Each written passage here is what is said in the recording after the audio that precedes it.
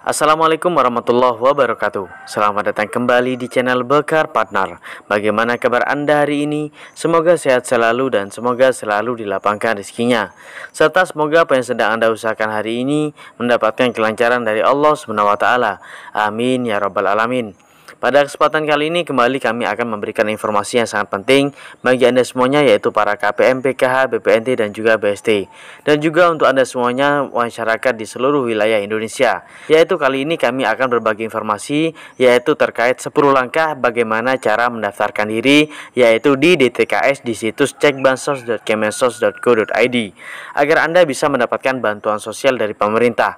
Dalam hal ini yaitu dari Kementerian Sosial Republik Indonesia. Bagaimana informasi selengkapnya? Simak videonya sampai selesai agar Anda tidak gagal paham dalam menyerap informasinya. Ada macam-macam bantuan sosial atau bansos yaitu yang ada di tahun 2021 ini dari pemerintah Republik Indonesia. Masyarakat yang ingin mendapatkan bantuan sosial melalui program Keluarga Harapan atau PKH sebaiknya memahami dulu hal tersebut sebelum cek penerima PKH di cekbansos.kemensos.go.id. Pemerintah melalui Kementerian Sosial atau Kemensos membagikan sejumlah bansos, yaitu PKH yang diberikan kepada 10 juta keluarga, dengan kriteria pengurus keluarga dan juga komponen. Dikutip dari laman resmi Kementerian Sosial, indeks bantuan per tahun dalam program PKH meliputi bantuan sosial ibu hamil dan anak usia dini yaitu 3 juta rupiah per tahun. Anak usia SD Rp900.000 per tahun, anak usia SMP yaitu 1,5 juta rupiah per tahun, kemudian untuk lansia dan juga disabilitas ini 2,4 juta rupiah dalam periode Januari hingga Desember, yang dibayarkan per 3 bulan dan mekanismenya yang digunakan adalah transfer tunai. Terdapat pula bantuan pangan non-tunai atau BPNT yang diberikan kepada 18,8 juta keluarga dengan kriteria PKH dan non-PKH. Pembagian BPNT tersebut merupakan bantuan yaitu Rp200.000 per bulan dalam periode Januari hingga bulan Desember tahun 2021 nanti. Dengan mekanisme yang digunakan adalah transfer tunai, pos, pembelanjaan sembako di e-warung. Lebih lanjut lagi yaitu ada bantuan sosial tunai atau BST, ini yang diberikan kepada 10 juta keluarga dengan kriteria non-PKH dan juga non-BPNT dengan bantuan sebesar Rp300.000 per bulan dalam periode Januari hingga bulan Juni atau selama 6 bulan dengan mekanisme yang digunakan melalui pos.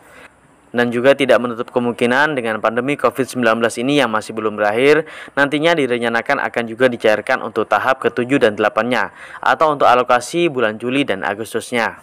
Selain itu ada juga bantuan BPNT PPKM yang diberikan kepada 5,9 juta keluarga dengan kriteria di luar penerima saat ini, dengan besaran yaitu Rp200.000 per bulan dalam periode Juli hingga Desember tahun 2021 nanti, dengan mekanisme yang digunakan yaitu dengan menggunakan transfer tunai dan pos. Terus bagaimana cara mendaftarkan Bansos tahun 2021 ini? Untuk mengetahui cara daftar Bansos 2021 ini, pahami dulu apa itu DTKS yang berkaitan dengan data masyarakat sebagai acuan penyaluran bantuan sosial. DTKS adalah data terpadu kesejahteraan sosial yang meliputi pemerlu pelayanan kesejahteraan sosial atau PPKS, penerima bantuan dan pemberdayaan sosial serta potensi dan sumber kesejahteraan sosial atau yang disebut dengan PSKS. DTKS memuat 40% penduduk yang mempunyai status kesejahteraan sosial terendah. Berikut ini adalah cara daftar DTKS agar bisa mendapatkan bantuan sosial di tahun 2021 ini. Yang pertama yaitu adalah masyarakat atau fakir miskin yang mendaftarkan dirinya ke desa atau kelurahan setempat dengan membawa KTP dan juga KK. Yang kedua yaitu hasil pendaftaran aktif fakir miskin ke desa atau kelurahan. Selanjutnya akan dilakukan musyawarah di tingkat desa atau kelurahan untuk membahas kondisi warga yang layak masuk ke dalam DTKS berdasarkan perilis awal bulan dan usulan baru. Yang ketiga yaitu musdes atau musyawarah desa atau musyawarah kelurahan atau muskel akan menghasilkan berita acara yang ditandatangani oleh kepala desa atau lurah dan juga perangkat desa lainnya yang kemudian menjadi perilis akhir.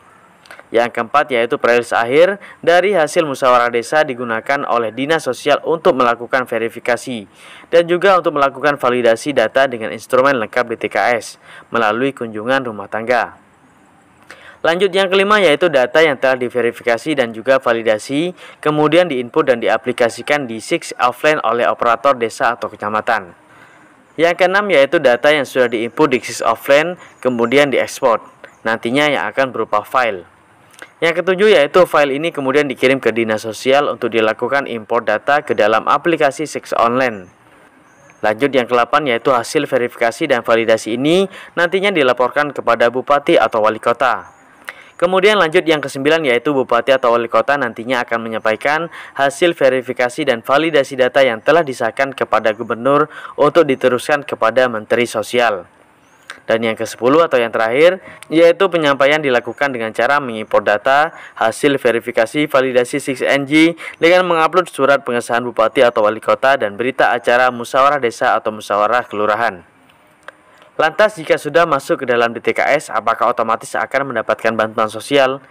Jawabannya adalah tidak otomatis mendapatkan bantuan sosial, karena setiap program bantuan sosial mempunyai syarat dan mekanismenya masing-masing yang telah ditentukan oleh penyelenggara program sesuai dengan variabel yang dibutuhkan dalam DTKS, dan juga nanti akan dibatasi oleh kuota yang sudah ditentukan. Demikian bunyi penjelasan dari Kementerian Sosial. Adapun jika nama di DTKS tidak tercantum, berikut ini adalah sejumlah langkah untuk melakukan pengajuan. Yang pertama yaitu dapat mengajukan secara aktif ke desa atau kelurahan untuk dapat diusulkan ke dalam DTKS.